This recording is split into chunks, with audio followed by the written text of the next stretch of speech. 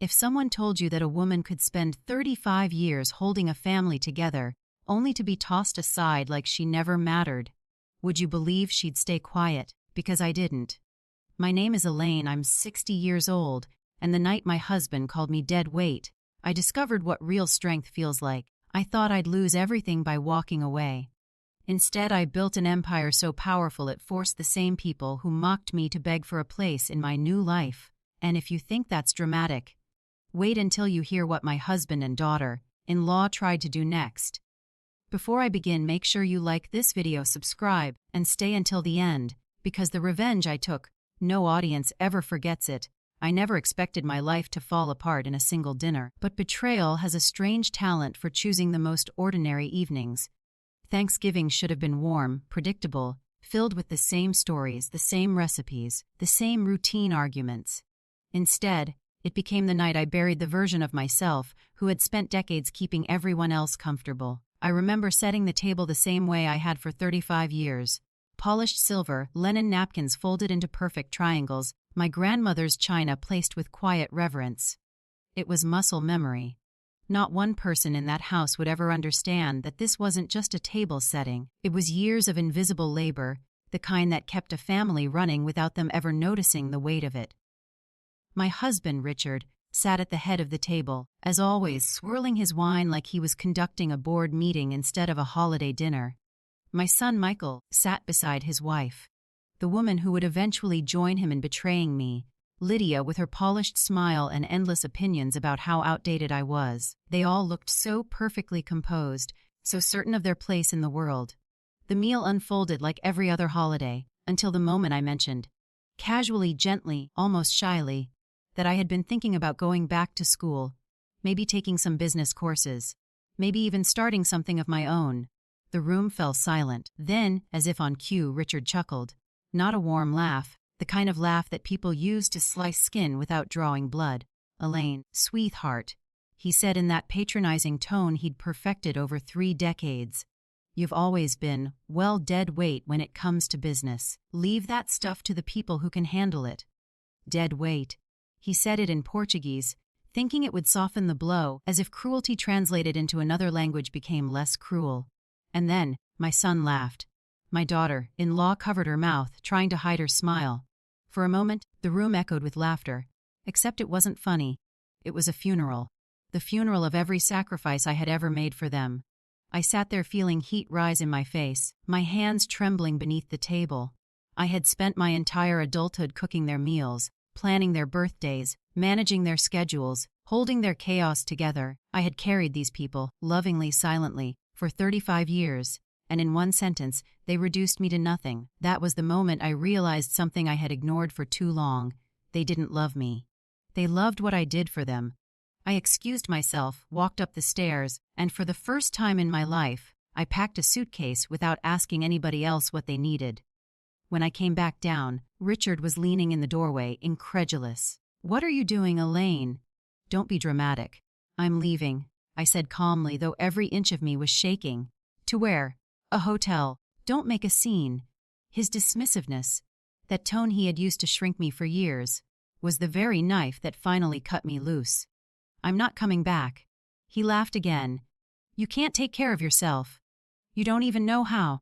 He truly believed that. That was the most painful part, not the insult but the genuine belief behind it. He didn't see me as a woman, he saw me as furniture. Useful, familiar, replaceable. I walked out anyway. The night air hit my face like a baptism. For the first time in decades, I felt oxygen in my lungs without guilt. I got in my car, drove to a small hotel downtown, and used my phone to search for places far enough away that I would never again be tempted to shrink myself to fit inside that house. That's when I saw it. A listing for a remote property in Alaska, a lake, a cabin, mountains that looked like they had been carved by God while he was in a particularly generous mood. I didn't hesitate. I didn't second guess. I didn't overthink like the old Elaine. I wired the down payment that night. By morning, I had hired movers to take only my belongings. Not a single piece of furniture from that house. Not one item Richard ever approved or picked out for me. When I returned to gather my things, the house felt foreign, like a museum exhibit of a life that had never been mine. Richard followed me from room to room, demanding explanations, insisting I couldn't possibly survive without him. But the truth was much worse for him to accept. I had already survived him. For 35 years, when I closed the door behind me for the last time, he shouted that I was making a mistake, that I'd come crawling back, that I needed him. He had no idea he'd just handed me the gift of a lifetime, the freedom to discover who I could become without their limitations. By the time my plane lifted off the runway, Kansas shrinking beneath the clouds, I wasn't just leaving my family, I was leaving the version of myself they preferred, the obedient, quiet, invisible one. And as the mountains of Alaska came into view, towering, untamed, unapologetically magnificent, I realized something I wasn't dared wait. I had been carrying them, and I was about to discover what happens when a woman finally puts everyone else down and starts lifting herself. The first night in Alaska was the quietest silence I had ever heard. Not the heavy silence of my old home, where tension lived in the walls and every footstep felt like a warning. This silence was clean, honest, the kind that lets you finally hear your own thoughts without someone else's voice drowning them out. The cabin was small, rough around the edges, and colder than anything I was prepared for, but it was mine.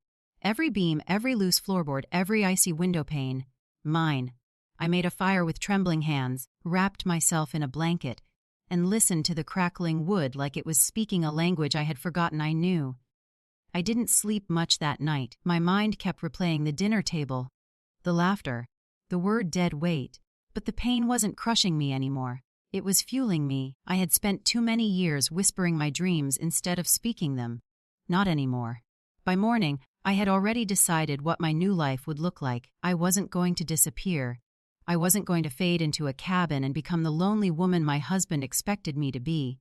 I was going to build something big, something that would make my name impossible to forget. I drove into the nearest town, a modest place surrounded by peaks and endless pines, and found a small cafe with a wood stove and mismatched mugs, the kind of place where everyone knew everyone.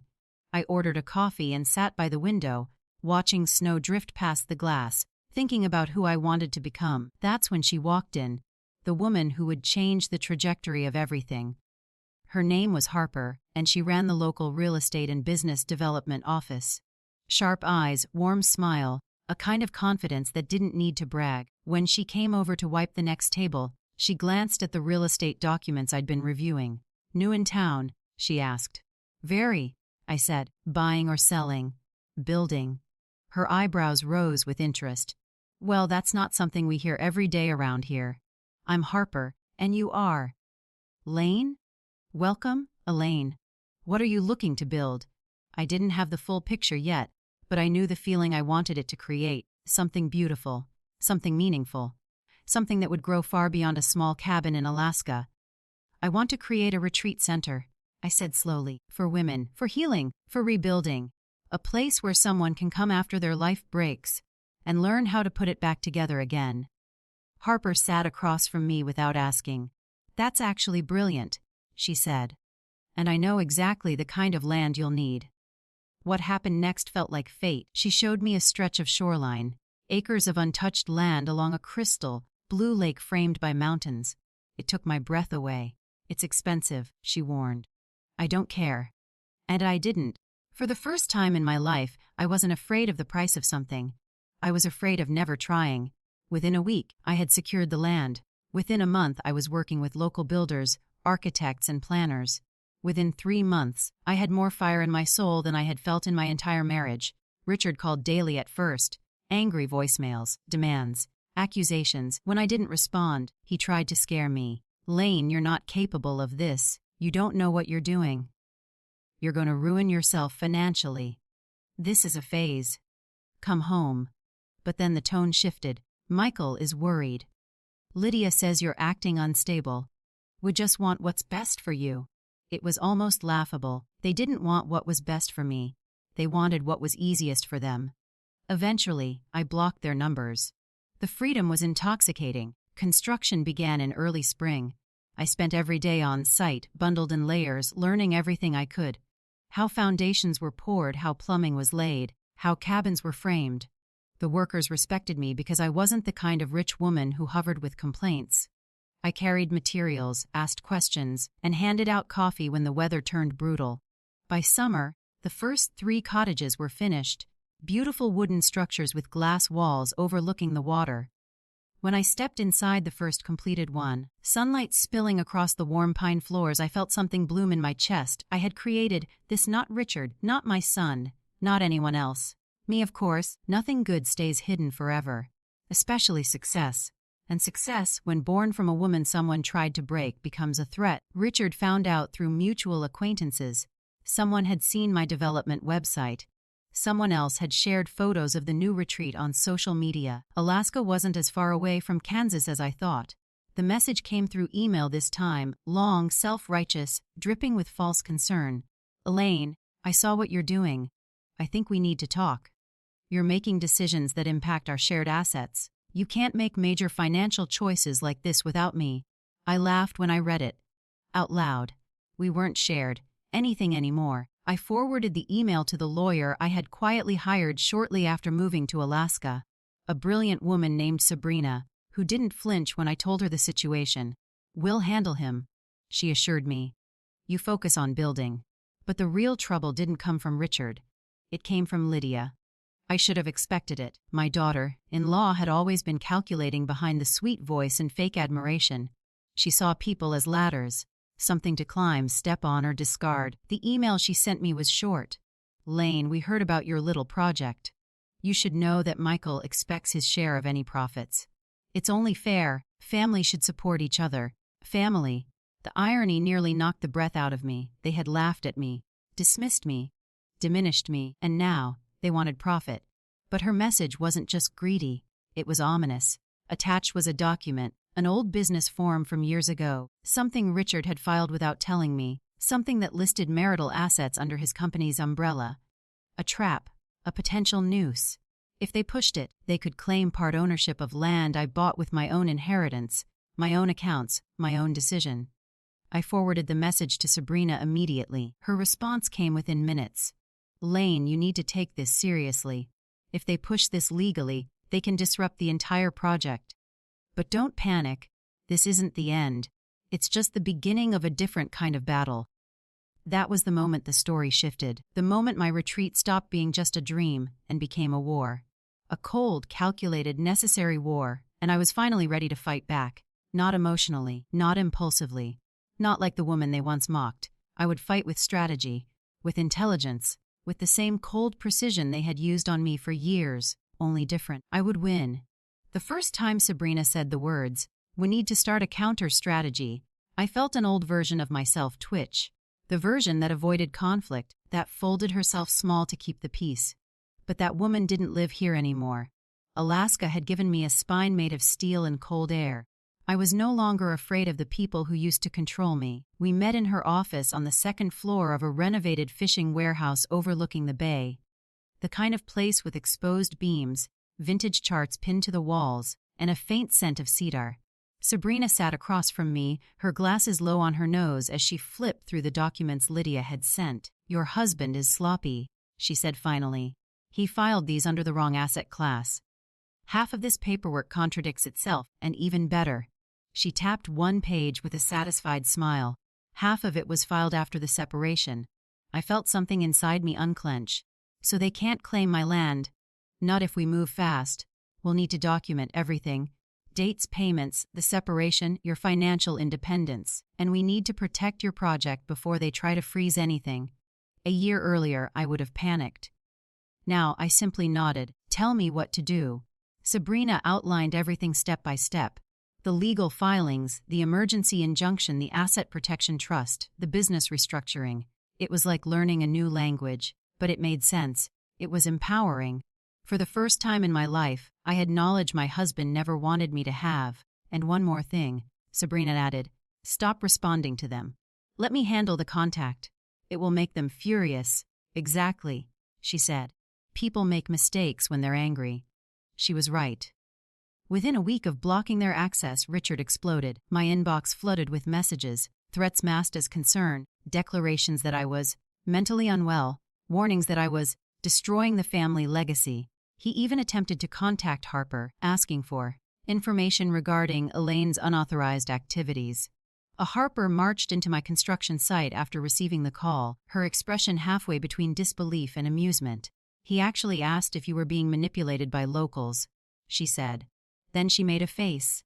Elaine, I'm so sorry. He sounds like the kind of man who thinks Google Maps is a threat.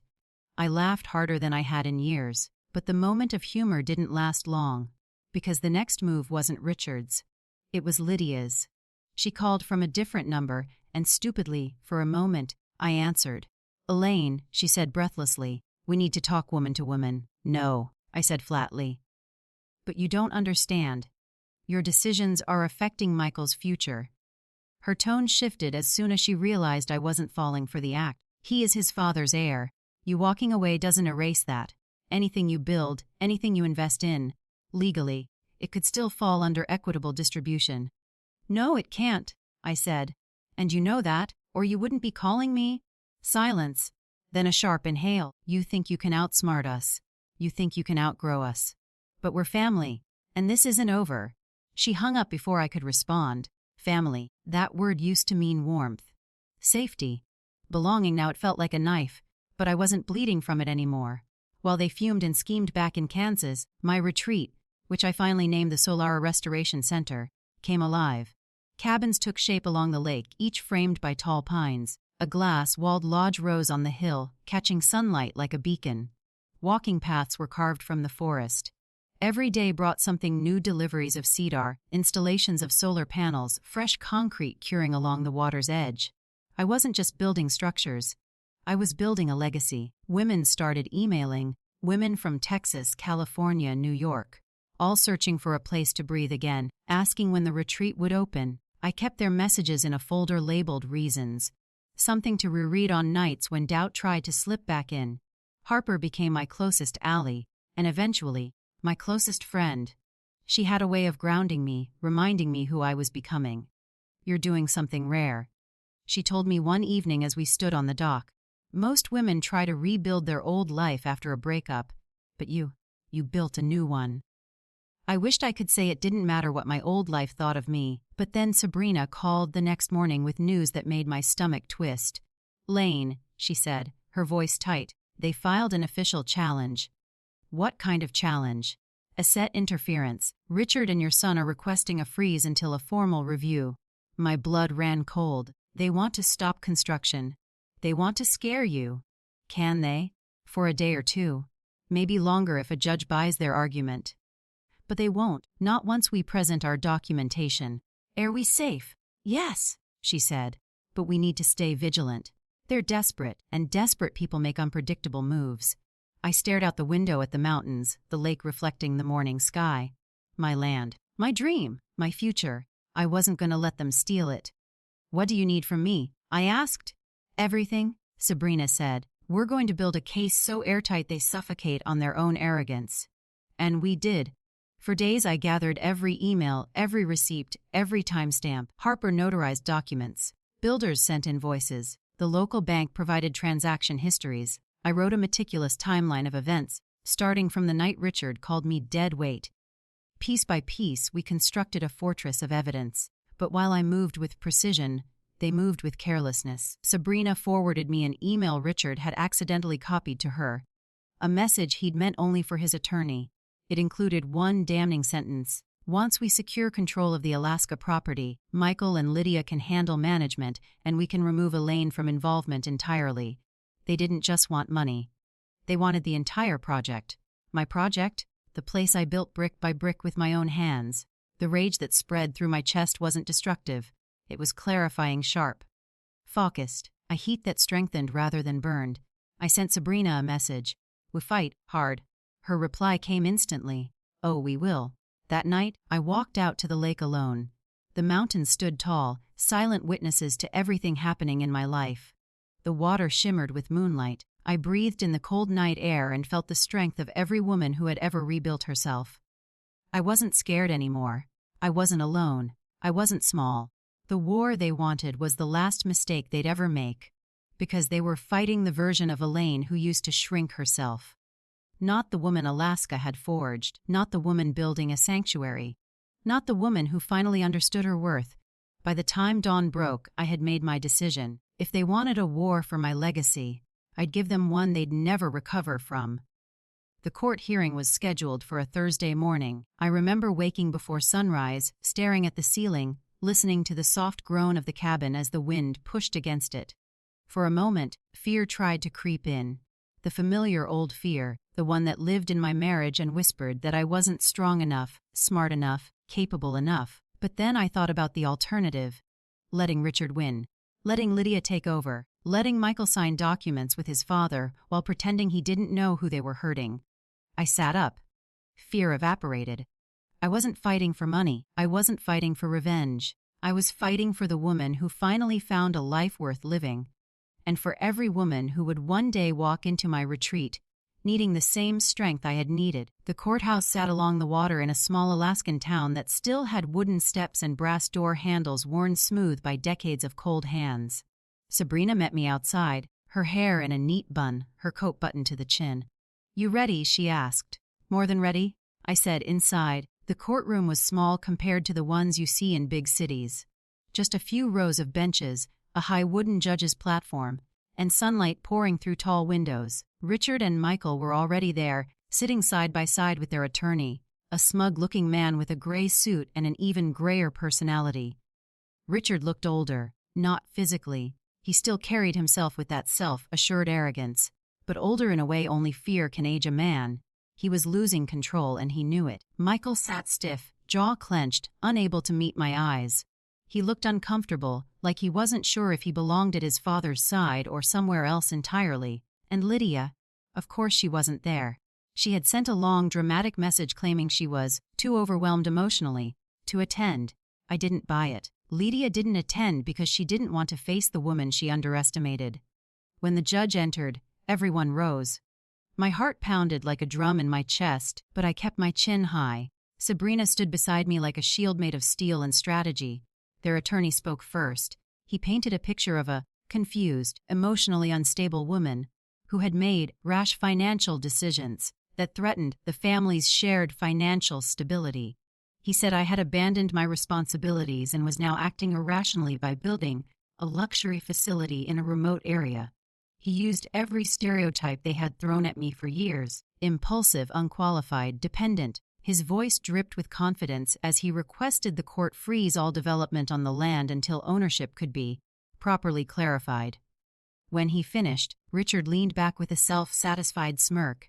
The judge turned to Sabrina, counsel. Sabrina stood calm and collected. "Your Honor, the petition is not only baseless, it is blatantly deceptive." She spoke with precision, detailing every step of my separation, the date I moved out, the date I purchased the land, the origin of the funds, the documentation showing the assets were solely mine. Then she brought out the real weapon. "Your Honor, the petitioners knowingly submitted falsified and outdated paperwork in an attempt to claim ownership of property that has never belonged to them." She handed over the email Richard had accidentally copied her on, the one where he discussed taking the project and removing me from it entirely. The judge's eyebrow lifted as he read it. Richard shifted in his seat. Michael swallowed hard. Their attorney's face dropped a shade paler, and furthermore, Sabrina continued, "This case is not about shared assets. It is about control. My client is a capable, independent woman who has invested her own funds into a legitimate business venture. These men seek to confiscate her property only after realizing its substantial projected value." Projected value. That phrase hung in the air like a thunderclap. Of course. That was the real threat. They didn't care that I left. They cared that I left and succeeded. Sabrina wasn't done. She placed the retreat's financial projections in front of the judge, showing estimated revenue, expansion plans, community benefit programs, even letters of intent from future clients and wellness organizations. My project wasn't just a dream. It was a thriving business that hadn't even opened yet. This development will bring employment, tourism, and long-term economic benefit to the region, Sabrina added. There is no justification for interfering with a project that is entirely self-funded and legally independent. The courtroom fell silent. The judge tapped his pen lightly, then leaned forward. "I have heard enough." My throat tightened. The petition to freeze the property is denied. Richard flinched. Michael's jaw dropped. Their attorney's mouth opened, then shut. then opened again like a dying fish. The judge wasn't finished. Furthermore, he said, I strongly advise the petitioners to reconsider any further litigation unless they wish to expose themselves to sanctions. This case is not a financial dispute. It is a personal conflict disguised as one. The court will not be weaponized in this manner. I felt tears prick the corners of my eyes, not from sadness, not from relief, but from a deep, burning pride. I had won. Richard stood up abruptly, whispering something harsh to his attorney. Then he glared at me with a look I knew all too well. The look of a man realizing the woman he underestimated had become his greatest threat. Michael didn't follow immediately. He lingered, shoulders tense, staring at the floor like a boy caught between two worlds. "Mom," he said quietly, "can we talk?" My heart twisted. A year ago, I would have given anything to hear those words. Now, I'm not ready for that, I said gently. I think you need to take time and understand what happened here today. He opened his mouth to speak, but his father grabbed his arm and jerked him toward the door. I watched them walk out together. Two men who thought they could destroy me with paperwork, only to discover I was stronger than every limitation they placed on me. Sabrina put a hand on my shoulder. "You did it, Elaine." "We did it," I corrected her. That evening Harper celebrated with me at the lodge. The sunset poured across the lake in brilliant shades of rose and gold. Builders lit a bonfire nearby, and the crackling wood filled the air with comforting warmth. We toasted to the victory, to the retreat, to my new life. "You faced them head on," Harper said. "Most people run from their past. You turned around and won a battle you never asked for." "I'm not done," I said quietly. "They think this is over. It isn't." She looked at me, concern and respect blending in her expression. "What are you planning?" "I'm going to protect everything I've built. Permanently. I'm not waiting for them to attack again. Because family betrayal doesn't end with one failed lawsuit. People like Richard and Lydia don't give up. They regroup, they strategize, they look for weaknesses. But this time I had no weaknesses left. I was becoming something else. Something powerful. Something unstoppable. And soon, they would understand that the woman they once mocked had become the woman they should fear. The morning after the court victory, something in the air felt different. Not lighter, sharper. As if the mountains themselves were waiting to see what I would do next. Winning in court didn't end anything, it awakened something in them. I could feel it. People like Richard and Lydia don't accept defeat. They plot around it. They didn't lose because they were wrong. They lost because they were sloppy. They wouldn't make that mistake again. So while the world expected me to celebrate, I started preparing for the next strike. I spent the next weeks with Sabrina drafting ironclad protections for the retreat, turning it into a nonprofit trust, securing every permit, filing every detail with the state, ensuring no one could ever claim ownership but me. Harper helped too. She had a gift for spotting blind spots, places where someone might try to worm their way in. People underestimate what a woman learns after she's been hurt, she said one afternoon as we reviewed zoning maps. "We learn how to outthink." She was right. The Solara Restoration Center was nearly finished. The final cabin was getting its roof. The main lodge was close to being furnished. Every detail felt like a piece of me. Warm wood, soft blankets, stone fireplaces, big windows to remind guests the world was still beautiful even when life wasn't. Late one evening, while walking the property alone, I stopped at the dock and looked across the water. The lake was still, glassy, reflecting the lavender sky. It was peaceful, dangerously peaceful. I had the strange sensation of being watched. Not by a person, by fate, by consequence, by the part of my past that refused to die quietly. And I was right. 3 days later, Harper rushed into the lodge with an expression I had never seen on her before. Anger sharpened into something fierce. "You need to read this," she said, handing me her tablet. It was an article from a Kansas business journal. "Husband and son of local CEO claim wife's mental instability amid financial dispute." My breath froze in my chest. There it was, their next move. The one I expected, the ugliest one. They were attacking my sanity. The article quoted anonymous, family sources. Clearly Lydia, claiming I had abandoned my duties, was easily manipulated, and was recklessly spending money under emotional distress. They even mentioned the retreat, calling it a delusional attempt to regain purpose. I sat down slowly, the paper trembling in my hands. Harper cursed under her breath. "Elaine, and I'm so sorry." "It's fine," I said. This was coming.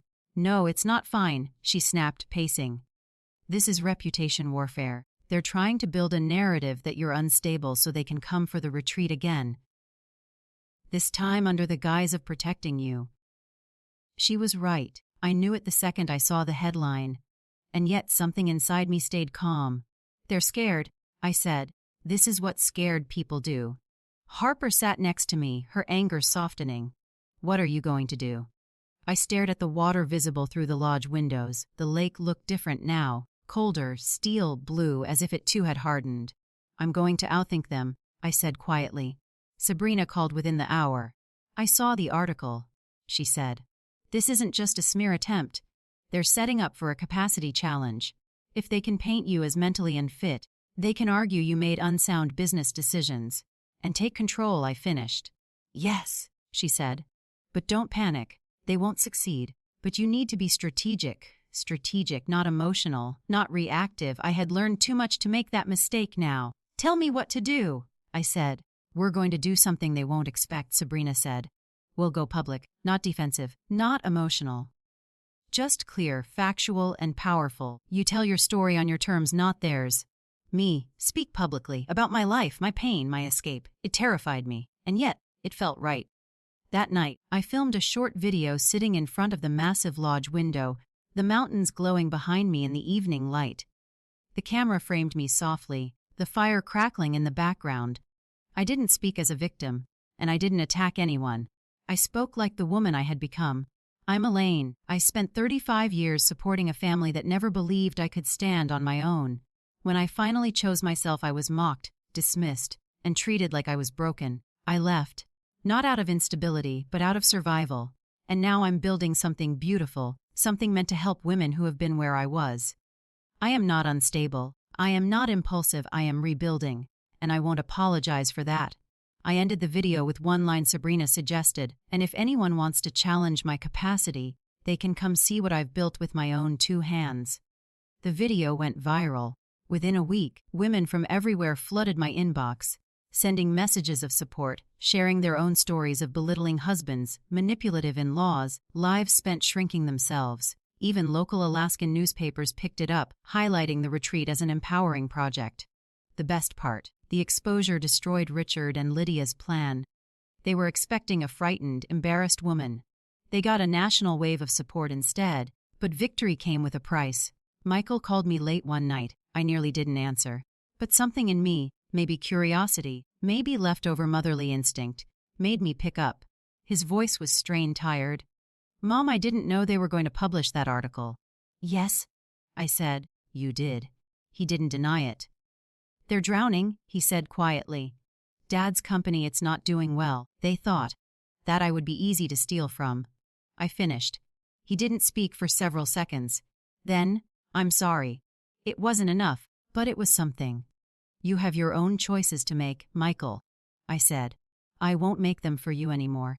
Before he could respond, a woman's voice sounded faintly in the background. He whispered, I have to go. The call ended. I set the phone down and stared into the fire. Not crying, not shaking. Just understanding something. Finally, my son loved me, but he loved convenience more, and I was no longer convenient. The next morning, everything changed. Sabrina arrived at the retreat with a folder in her hands, her expression grim. We have a new problem, she said. What happened? She handed me the papers. It was a notice, a formal one. Richard had officially filed to claim partial ownership of the retreat's land again. This time using a new legal angle, one that targeted my initial down payment, a loophole, a technicality, a final desperate attempt. Harper stepped beside me. They just won't stop. No, I whispered. They won't. I stared out across the lake as wind rippled the water in sharp angles. This wasn't about business anymore, or even revenge. This was about destroying the one thing in my life I built for myself. And that meant one thing: I had to end this, not defend, not react, end it permanently. I closed the folder and looked at Sabrina. What do we do? She took a long breath. We take the fight to them. And I realized then, the greatest revenge wasn't surviving what they did. The greatest revenge would be making sure they never had the power to hurt me, or anyone else, again. I didn't sleep the night I received the new legal notice. Sleep was a luxury for people whose battles were already behind them. My war was still unfolding, its edges sharpening with every passing hour. I sat in the lodge with only the fire for company, listening to the crackling wood like it was warning me of a storm approaching. Sabrina stayed until midnight, going over every detail of the new claim. The loophole Richard found was obscure, a technicality involving old marital agreements drafted decades ago, ones I hadn't known existed. He was using that to argue that my initial down payment came from shared marital influence, which, in the hands of the wrong judge, could create chaos. It's weak, Sabrina said, very weak. But it's dangerous because it shows intent. He's not trying to win legally, he's trying to bleed you dry emotionally and financially. Harper slammed her mug down on the table. This is harassment. When is enough? Enough. When women stop being seen as property, Sabrina said quietly. Her words stayed with me long after she left. The next morning, frost coated every pine needle outside. Breath fogged in the air when I stepped onto the porch, wrapping my coat tight around me. The lake shimmered with thin ice, winter was returning, and so was the part of my past I'd hoped to bury. But something inside me shifted that morning. Fear didn't rise. Anger didn't either. Instead, an unexpected clarity settled over me. Cold, clean, and absolute. I wasn't just going to win this time. I was going to end this war in a way they couldn't recover from. Harper arrived early, as she always did. She watched me silently as I stood by the window overlooking the retreat. You look different, she said. I've made a decision. To fight harder. To finish it. She nodded slowly. Tell me what you need. I didn't know how to explain it at first because it wasn't a single action. It wasn't a grand reveal or a courtroom speech. It was a plan, a full strategy, that came together in my mind like puzzle pieces clicking into place. Every weakness they had used against me, I could now turn against them. Every document they misfiled, every lie they told, every attempt to undermine me, I would use all of it. Together, Sabrina and I built something far more powerful than a defense. We built a blueprint to dismantle every avenue they had left. It took days, long nights, cups of coffee gone cold, and more determination than I had ever needed in my life. A week later, when everything was in place, I booked a flight to Kansas. Not to see them, to finish them. Sabrina insisted on coming with me. She carried 2 briefcases. I carried only a handbag and the knowledge that this was the last time I would ever have to face the life I once lived. Kansas felt smaller than I remembered. Duller, heavy with memories that no longer belonged to me. We walked into the courthouse with quiet confidence. Richard and Michael were already there with their attorney. Lydia sat in the back, arms tightly crossed, her expression somewhere between panic and fury. The judge this time was someone different. Older, sharper, unimpressed with theatrics. He took the bench with a stern expression. Richard's attorney stood first. He delivered a polished speech about marital agreements, financial interdependence, and Elaine's emotional instability. It was rehearsed. Empty, a desperate attempt wrapped in legal jargon. Then it was Sabrina's turn. She didn't raise her voice. She didn't pace. She simply laid out the truth like sharp stones across a path. She began by dismantling their argument point by point, showing the outdated nature of the agreements, highlighting that the marital asset clause had been superseded by later filings, demonstrating that my inheritance and personal accounts funded the retreat. Then came the second half of the strategy. Sabrina pulled out a stack of documents Richard had never expected anyone to see. Financial inconsistencies in his business, misleading asset declarations, tax filings that contradicted his claims in this case, and emails showing clear intent to take over the retreat for profit. The judge's frown deepened. Richard's attorney began to protest, but Sabrina raised a hand slightly, her voice calm but razor-sharp. These documents, she said, demonstrate a motive far beyond this case. They show a pattern of manipulation and coercion. And they show that this petition is not about marital property, but an attempt to seize a profitable business through intimidation. The judge leaned forward. Are you suggesting fraud, counsel? Sabrina smiled faintly. I'm suggesting a review of the petitioner's financial practices might be warranted, especially if they continue pursuing claims with no legal basis. Richard's face drained of color. Lydia stiffened. Michael froze like a boy caught stealing from the cookie jar. The judge looked at Richard like he was seeing through him for the first time. This case is dismissed, he said firmly, with prejudice, and I strongly recommend the petitioner seek legal counsel regarding potential civil exposure.